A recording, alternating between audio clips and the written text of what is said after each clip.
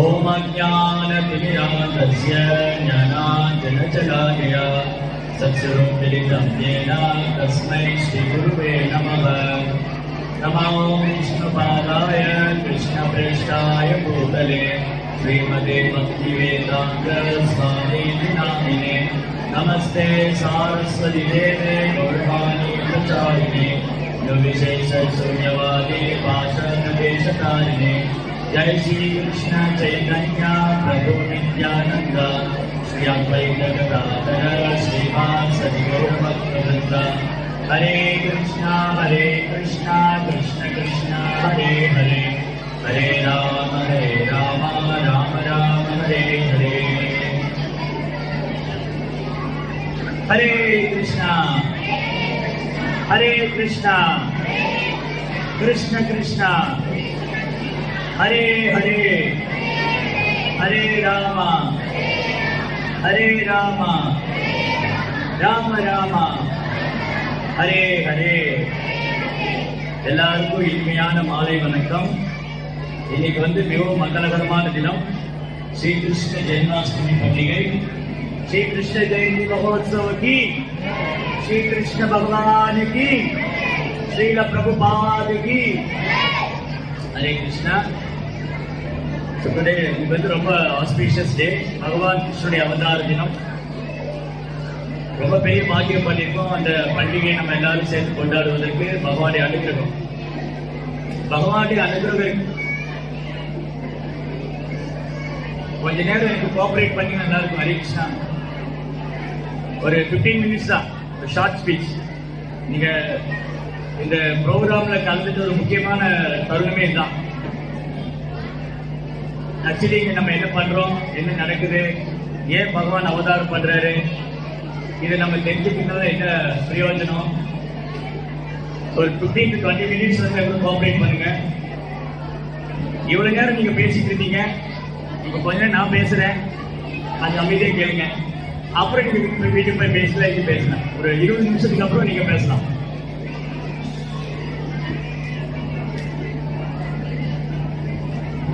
Okay. பகவான் ஸ்ரீ கிருஷ்ண பூமியில் அவதரிக்கும் போது ரொம்ப ஆஸ்பீஷியஸ் மங்களகரமான சூழ்நிலை நிலவியது.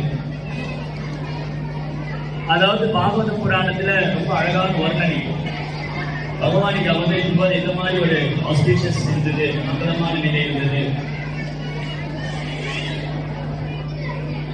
நான் படிக்கிறேன், எல்லாரும் கேளுங்க. ரொம்ப அழகான ஒரு ஸ்லோகம்.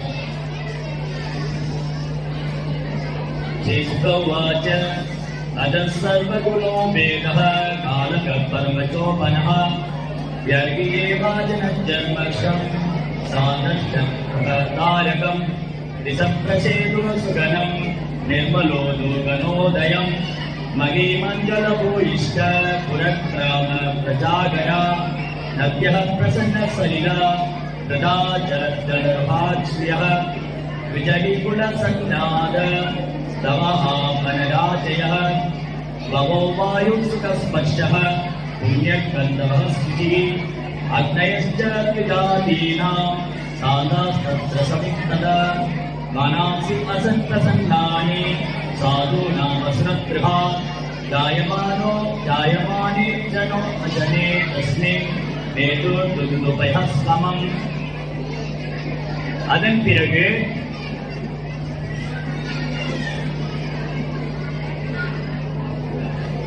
பிறகு பகவானின் தோற்றத்துக்குரிய மங்களகரமான நேரத்தில் முழு பிரபஞ்சமும் எல்லா நற்குணங்களுடனும் அழகுடனும் அமைதியுடனும் விளங்கியது.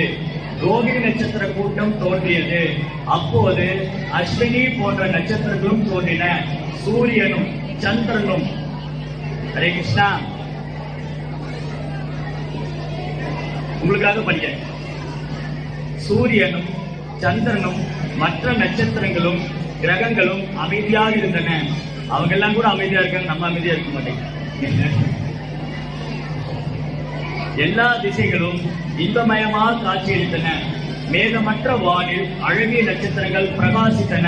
நகரங்கள், கிராமங்கள், சுரங்கங்கள் மற்றும் புல்வெளிகள் ஆகியவற்றில் அலங்கரிக்கப்பட்டிருந்த பூமி மங்களகரமாக காணப்பட்டது. நதிகளில் தெளிந்த நீர் ஓடியது. தாமரைகளால் நிறைந்த ஏரிகளும் தடாகங்களும் தெளிந்த நீர் ஓடியது. தாமரைகளால் நிறைந்த ஏரிகளும் தடாகங்களும் அசாதாரணமான அழகுடன் விளங்கின. பசுமையான மரங்களும் செடி கொடிகளும் கண்களுக்கு இனிமையூட்டும் மலர்களாலும் இலைகளாலும் நிறைந்திருந்தன. குயில்களை போன்ற பறவைகளும் தேனி கூட்டங்களும் தேவர்களுக்காக இனிய குரலில் பாடத் தொடங்கின. தேகத்துக்கு சுகமளிப்பதும் மலர்களின் நறுமணத்தை கொண்டதுமான தூய காற்று வீசத் துவங்கியது. சமய சடங்குகளில் ஈடுபட்டிருந்த பிராமணர்கள் வேத கொள்கை சமய சடங்குகளில் ஈடுபட்டிருந்த பிராமணர்கள் வேத கொள்கைகளுக்கு ஏற்ப யாகத்தீயை கூட்டிய பொழுது அது காற்றினால் அழகழிக்கப்படாமல் நன்றாக இருந்தது. இவ்வாறு பெறப்பட்ட பரமபுருஷனாகிய பகவான் விஷ்ணு தோன்ற போகும் சமயத்தில் கம்சனையும் அவரது ஆட்களையும் போன்ற அசுரர்களால் எப்பொழுதும் துன்புறுத்தப்பட்டு வந்த முனிவர்களும் பிராமணர்களும் தங்களுடைய இதயங்களில் அமைதி உண்டாவதை உணர்ந்தனர். அதே சமயத்தில் உயர்கிரக அமைப்புகளிலிருந்து வேடிக்கைகள் முழங்கின. ஜெய் ஸ்ரீ கிருஷ்ண பகவானுக்கு, ஸ்ரீ கிருஷ்ண ஜெயந்தி மகோத்சவக்கு, ஸ்ரீ கிருஷ்ண பகவானுக்கு. இப்போ பகவான் எப்படி இந்த பூமியில் அவதரிக்கிறார்? நம்ம எல்லாரும் கூட பிறக்கிறோம், நாமளும் பிறக்கிறோம், கிருஷ்ணரும் பிறக்கிறார். கிருஷ்ணர் பிறந்ததுனாலதான் இது கிருஷ்ண ஜெயந்தி கொண்டாடுறோம். பகவான் கிருஷ்ணருக்கு பிறந்ததுனாலதான் இந்த கிருஷ்ண ஜெயந்தி கொண்டாடுறோம். ஆனா நம்முடைய பிறப்புக்கும் கிருஷ்ணனுடைய பிறப்புக்கும் வித்தியாசம் இருக்கு. நம்ம பிறக்கும் போதே அழுதுட்டே பிறந்தோம் இல்லையா? இங்க யாராவது இந்த கூட்டத்துல, இந்த சத்சங்கத்துல யாராவது பிறக்கும் போது இல்ல சுவாமிஜி நான் சிரிச்சுட்டே தான் பிறந்தேன் அப்படின்னு சொல்லுங்க பார்க்கலாம், கை தூக்குங்க. நான் பிறக்கும் போது அப்படி சிரிச்சுட்டே இருந்தது யாரா இருக்குமா? சோ நம்ம யாருமே பிறக்கும் போது சிரிச்சுட்டே இருக்கல. சரி, இறக்கும் போது சிரிக்கிறோமா? இறக்கும் போது சிரிக்கிறது இல்ல. நோய் வந்தா சிரிப்போமா? நோய் வந்தாலும் சிரிக்கிறது இல்ல. முதுமை வந்தா சிரிப்போமா? வயதானாலும் சிரிக்குமா? அப்போ நம்மளுடைய பிறப்புக்கும் பகவானுடைய பிறப்புக்கும் நிறைய வித்தியாசம். கிருஷ்ணா பிறப்பற்றவர். கிருஷ்ணா இருக்கார் இல்லையா? கிருஷ்ணா பிறப்பற்றவர். அவர் பிறப்பற்றவர் பிறக்கிற மாதிரி இருக்கு. கிருஷ்ணா பிறப்பற்றவர் தான் பிறக்கிற மாதிரி இருக்கு. சரி, இப்போ கொஞ்சம் யோசிச்சு பார்க்கலாம். கிருஷ்ணா இந்த பூமியில பிறக்கல.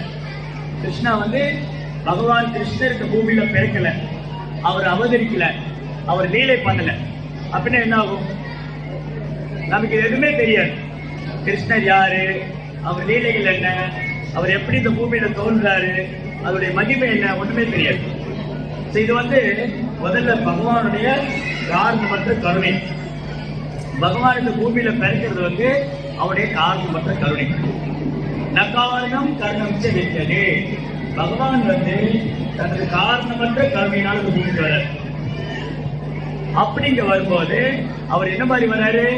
தன் சொந்த சரீரத்துல வர்றாரு. இப்ப நம்ம உடம்பு மாறிலே இருக்கு. நம்ம குழந்தையா இருந்தோம், அப்புறம் எளிமைக்கு வர்றோம், அப்புறம் முதுமை அடைவோம், அப்புறம் ஒண்ணு இந்த உடல் வேற ஒன்று போவோம். நாம உடல் மாறிட்டே இருக்கும். கிருஷ்ணா எப்பவுமே அப்படியே இருக்காரு. ஏன்னா கிருஷ்ணனுடைய உடல் இருக்கு இல்லையா?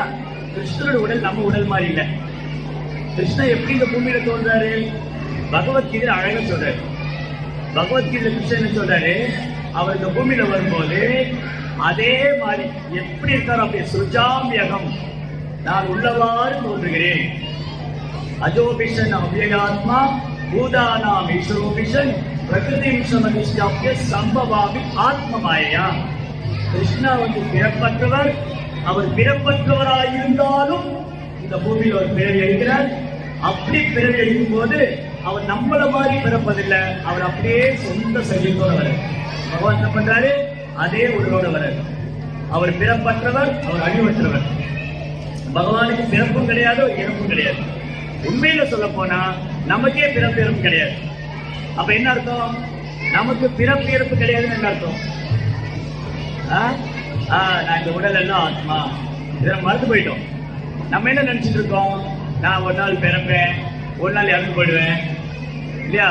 ஆனா இந்த உடம்பு தான் பிறகுது இருக்குது. ஆத்மா பிறப்பதும் இல்லை, இறப்பதும் இல்லை. ஆத்மா நித்தியமானது. இந்த உடல் இருக்கிற உயிருக்கு ஆத்மா நித்தியமானது. ஏன் ஆத்மா நித்தியமானதுன்னா கிருஷ்ணா நித்தியமானவர், பகவான் நித்தியமானவர், நானும் நித்தியமானவன். பகவான் ஆன்மீகமானவர், நானும் ஆன்மீகமானவன். அப்ப பகவானுக்கு எனக்கு என்ன சம்பந்தம்? அவர் எஜமான நான் அனுபவிக்கப்பட வேண்டியது, கிருஷ்ணா அனுபவிப்பாளர் நான் அனுபவிக்கப்பட வேண்டியது. இதுதான் பகவானுக்கு நமக்கு ரிலேஷன்ஷிப். பகவானுக்கு நமக்குள்ள உறவு என்னன்னா, நான் பகவானுடைய சேவகன். ஜீவனுடைய நம்மளுடைய உண்மையான ஒரிஜினல் கான்ஸ்டிடியூஷனல் பொசிஷன், ஜீவாத்மாவுடைய உண்மையான நிலை என்னன்னா கிருஷ்ணருக்கு சேவை. ஜீவனேஸ்வரர் கிருஷ்ணேரே நித்யதாஸ். ஜீவாத்மாவுடைய நேச்சர், நம்முடைய சுபாவம், நம்முடைய சுபாவம் என்னன்னா நம்ம கிருஷ்ணருக்கு சேவை பண்ண வேண்டியது. அதை மறந்து போயிட்டோம்.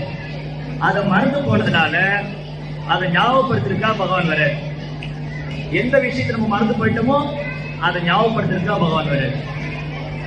எப்படி அவர் மேல அன்பு செய்யணும், எப்படி அவருக்கு சேவை பண்ணணும், இதெல்லாம் பகவானே கற்றுக் கொடுக்கிறார். அவர் இந்த பூமியில லீலை போது அவரே எப்படி 10 நிமிஷம் சேவை பண்றாரு. கிருஷ்ணா வந்து உங்க எல்லாரும் கதை தெரியும் இல்லையா? உங்க எல்லாரும் சுதாமா கதை எவ்வளவு தெரியும்? சுதாமா ஸ்டோரி எல்லாருக்கும் தெரியும். கிருஷ்ணாவுடைய நண்பர், அவர் பிராமணர். சோ கிருஷ்ணா தன் நண்பன் சுதாமா தன்னை பார்க்க வந்துட்டாருன்னதும் அவரு தன்னுடைய அதிகாரத்துக்கு எழுந்து ஓடி போய் துவாரகையோட என்ட்ரன்ஸ்ல போய் சுதாமாவை கைப்பிடிச்சு அழைச்சிட்டு வந்தார். அவர் தன் அதிகாரத்தை உட்கார வச்சு அவருக்கு பாத பூஜை பண்ணி அவருக்கு சேவை பண்றார். அப்போ இதுதான் ஜீவனுடைய நேச்சர். இதுதான் எப்படி பக்தனுக்கு சேவை பண்ணணும். அப்போ ஓரோ யுகத்தோறும் பகவான் அவதரிக்கிறார். பகவான் யுகத்தோறும் அவதரிக்கும் போது எப்பெல்லாம் நம்ம தர்மத்திற்கு விலகிறோமோ அந்த தர்மத்தை ஸ்தாபனம் செய்யறதுக்காக வேண்டியே வர. தர்மஸ்ய கிளானி பவதி பாரத் இல்லையா? யதா யதா தர்மஸ்ய கிளானிர் பவதி பாரத அப்யுத்தானம தர்மஸ்ய ததாத்மானம் சுஜாமியகம். அவர் கிருஷ்ணர் அப்படியே வர, நம்மள மாதிரி உடம்பு மாறுறது. அப்போ எப்பெல்லாம் நம்ம பக்தியை மறந்து போயிடுறோமோ நமக்கு பக்தி சொல்லிக் கொடுக்கறதுக்காக பகவான் பகவத்கீதை கொடுத்தார். ராமாயணம், மகாபாரதம், பகவத்கீதை, பாகவதம் இதெல்லாம் நமக்கு கிருஷ்ணர் மேல எப்படி அன்பு செய்யணும், பகவான் யாரு, அவர்கிட்ட எப்படி நம்ம அன்பு செய்யணும், அவருக்கு என்ன ரிலேஷன்ஷிப், பகவானுக்கு இருக்கு என்ன நம்ம உறவு இருக்கு, இதெல்லாம் பகவான் கற்றுக் கொடுக்கிறார். அப்போ 500 வருஷத்துக்கு முன்னாடி பகவான் கிருஷ்ணர் வந்து சைதன்ய மகாபிரபு அவதாரம் பண்ணார். மேற்கு வங்காளத்தில் கிருஷ்ணரே சைதன்ய மகாபிரபு வந்தார். அவர் யுகத்தோறும் அவதரிக்கிறார். கிருஷ்ணா வந்து யுகத்தோறும் 4 யுகம், சத்யா, திரேதா, துவாபரா, கலி, 4 யுகம். இந்த 4 யுகத்தையும் பகவான் அவதரிக்கிறார். நரசிம்மர், வராக, மத்ஸ்யா, கூர்மா, ராமா, கிருஷ்ணா, சைத்தன்ய மகாபிரபு. சைத்தன்ய மகாபிரபு கிருஷ்ணர் மேல எப்படி அன்பு செய்து சொல்லிடுறாரு. அப்ப இருக்கிறதுலயே ரொம்ப ஈஸியான யோகா வந்து பக்தி யோகா. பகவத்கீதையில கிருஷ்ணன் நிறைய யோகா பற்றி சொல்லியிருக்காரு. அஷ்டாங்க யோகா, ஞான யோகா, ஞான யோகா, கர்ம யோகா, நிறைய யோகா தான் சொல்லியிருக்காரு. ஆனா இந்த யோகா எல்லாம் எல்லாராலும் பண்ண முடியாது. அப்ப கிருஷ்ணன் என்ன பண்ணாங்க, எல்லா யோகா சொல்லிட்டு பக்தி தான் பெஸ்ட் சொன்னாங்க. யோகினாம் அபி சர்வேஷாம் பக்ததே அந்தராத்மனா ஸ்ரத்தாவான் பச்சதே யோகா சமேயுக்த தமம். எல்லா யோகிகளும் சிறந்தவர் யாருன்னா எப்போதும் என்னை உள்மனதில் நினைத்துக் கொண்டு எனக்கு பக்தி பண்ணக்கூடிய என் பக்தன் எனக்கு மிகவும் பிரியமான யோகி நண்பருமாவான். அப்போ கிருஷ்ணருக்கு பிரியமான பக்தர் எப்படி ஆகுறது, கிருஷ்ணர் மேல எப்படி அன்பு செய்யறது, அதற்கான வழி என்ன, அதான் பக்தி மார்க்கம். அந்த பக்தி மார்க்கத்துல ரொம்ப முக்கியமானது ஹரே கிருஷ்ணா கிருஷ்ண கிருஷ்ணா ஹரே ஹரே, ஹரே ராம ராம ராம ஹரே ஹரே. இந்த மந்திரம் கஷ்டமா இருக்கா? இல்ல, வாழ்த்து கூட சொல்லிடலாம் இல்லையா? நீங்க சொல்லலாமா? நீ சொல்லி ஹரே கிருஷ்ண மந்திரம் சொல்லியா?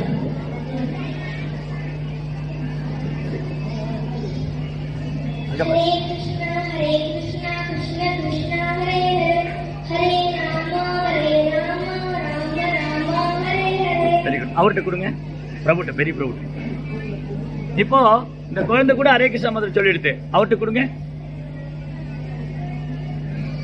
ஹரே கிருஷ்ணா மந்திரம் சொல்லுங்க. ஹரே கிருஷ்ணா மந்திரம்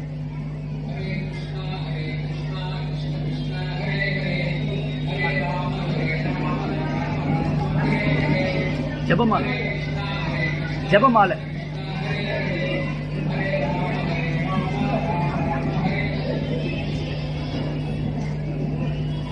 So, ஜப மெடிடேஷன், ஜப யோகா, ஜப யோகா அல்ல ஜப தியானம். இந்த ஜப யோகா அல்ல ஜப தியானம் வந்து இந்த சின்ன குழந்தையும் சொல்லிட்டு அந்த வயசான பெரியவரும் சொல்லிட்டு நாமளும் சொல்லலாம், எல்லாராலும் சொல்ல முடியும். அப்ப இந்த ஜப யோகா பண்றதுக்கு நமக்கு டைம் ரொம்ப எடுக்கிறது இல்லை, நமக்கு ரொம்ப செலவு பண்ண வேண்டாம், ரொம்ப கஷ்டப்பட வேண்டாம், உடலை வருத்திக்க வேண்டாம், ரொம்ப ஈஸி, வெரி சிம்பிள். தினமும் காலையில 10 நிமிஷம் ஜபமாலை இருக்கும்.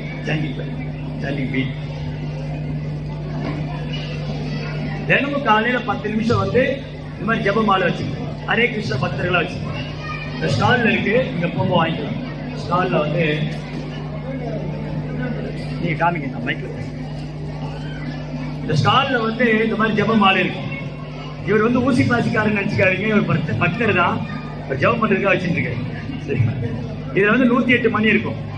ஒரு மணிலையும் வந்து நம்ம மந்திரம் சொல்லலாம். ஹரே கிருஷ்ணா கிருஷ்ணா கிருஷ்ணா ஹரே ஹரே, ஹரே ராமா ராம ராம ஹரே ஹரே, ஹரே கிருஷ்ணா கிருஷ்ணா கிருஷ்ணா ஹரே ஹரே, ஹரே ராமா ராம ராம ஹரே. இது 10 நிமிஷம் ஆகும். தேங்க்யூ.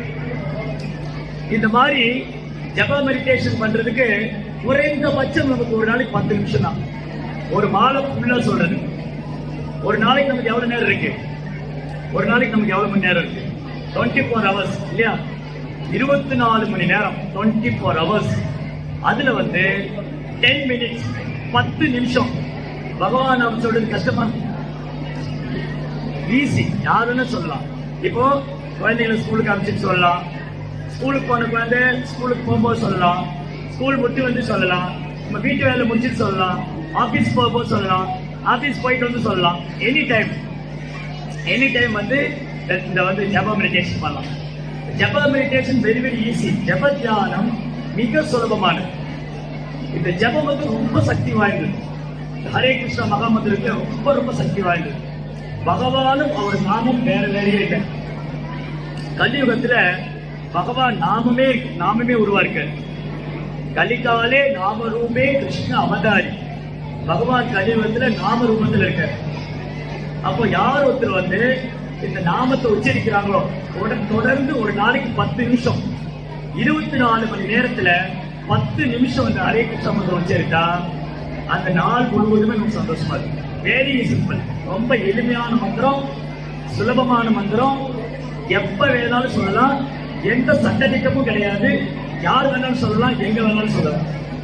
ஹரே கிருஷ்ணா கிருஷ்ணா கிருஷ்ணா ஹரே ஹரே, ஹரே ராம் ராம ராம ஹரே ஹரே. இந்த மகா மந்திரமும் கிருஷ்ணரும் வேற வேற இல்லை. எவ்வளவு பேருக்கு மகாபாரதம் கேட்டிருக்கீங்க? மகாபாரதத்துல திரௌபதி வந்து துச்சாதனுக்கு பிடிச்சிருக்கிற துணியை பிடிச்சிருக்கிற சாரி பிடிச்சி. அப்ப திரௌபதி என்ன பண்ணாங்க? அவங்க நேரம் போய் திருதராஷ்டிரத்துக்கு போனாங்க. ஓ மன்னா, என்னை காப்பாத்துங்க, இந்த துச்சாசன் பிடிச்சி இருக்கிறான், சாரி பிடிச்சி இருக்கிறான், என்னை காப்பாத்துங்க. திருதராஷ்டிர கண்ணும் தெரியாது, போலே. அப்புறம் பீஷ்மர் பிதாமகன் பீஷ்மர்ட்ட போனாங்க. ஓ பீஷ்மா பிதாமகரே, உங்களுக்கு எல்லா தர்மமும் தெரியும், இந்த சபையில ஒரு பெண் அவமானப்படுத்துறாங்க, நீங்க பார்த்துட்டு இருக்கீங்களே. பீஷ்மர் தலைவலிச்சார். 5 கணவர்கள், யுதிஷ்டிரா, பீமா, அர்ஜுனா, நகுல, சகதேவா, எல்லாம் தலைவலிச்சு. ஆச்சாரியன் துரோணாச்சாரியன் அவரும் தலைவலிச்சிருக்காரு. யாருமே திரௌபதி உதவி செய்ய முடியல. அப்ப திரௌபதி என்ன பண்ணாங்க? தன் சொந்த முயற்சினால காப்பாத்திக்க பார்த்தாங்க, அப்பவும் முடியல. தன் பையன் என்ன நடந்தது? கடைசியா திரௌபதி 2 கையை ஒட்டிட்டு ஹே கிருஷ்ணா ஹே கோவிந்தா அப்படின்னு பகவானை நாமத்தை சொன்னாங்க. அந்த ஜபம் வந்து இதயத்திலிருந்து வருது, திரௌபதியோட இதயத்திலிருந்து. இப்போ நம்ம எல்லாருமே ட்ரை பண்ணோம். எவ்வளவு பேர் இருக்கீங்க அவன் இதயத்திலிருந்து பகவானை நாமம் வருது? பார்க்கலாமா? கண்ணை மூடிக்கணும், கை 2 கண்ணு மூடிட்டு கையை ஹே கிருஷ்ணா ஹே கோவிந்தா. அது வந்து கிருஷ்ணரை கேட்கணும். நம்ம கூப்பிடுறது கிருஷ்ணாவை கேட்கணும். ஹே கிருஷ்ணா ஹே கோவிந்தா.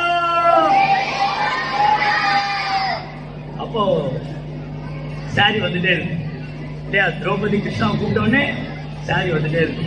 அப்ப திரௌபதி நம்பிக்கை, கிருஷ்ணரால மட்டும்தான் என்னை காப்பாற்ற முடியும், கிருஷ்ணரால மட்டும்தான் என்னை காப்பாற்ற முடியும், வேற யாராலும் என்னை காப்பாற்ற முடியாது. அப்ப திரௌபதி பிரேயர் பண்ண உடனே சாரி வந்துட்டே இருக்கு.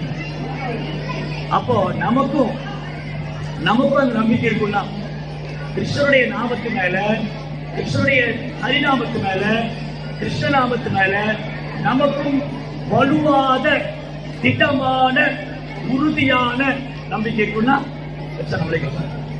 கிருஷ்ணா வந்து தன் பக்தனை கைவிடவே மாட்டான்.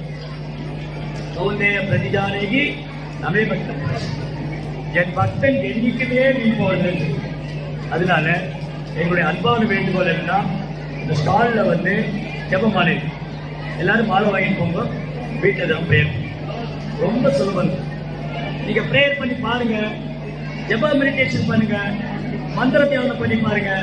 நீங்க ஃபீல் பண்ணுவீங்க இது எவ்வளவு ஹாப்பியா இருக்கு, எவ்வளவு சந்தோஷமா இருக்கு, எவ்வளவு உற்சாகமா இருக்கு. இந்த ஹரே கிருஷ்ண பக்தர்கள் அவ்வளவு உற்சாகமா இருக்காங்க, அவ்வளவு சேர்ந்து நாமளும் உற்சாகமா இருக்கோம். செய்வீர்களா?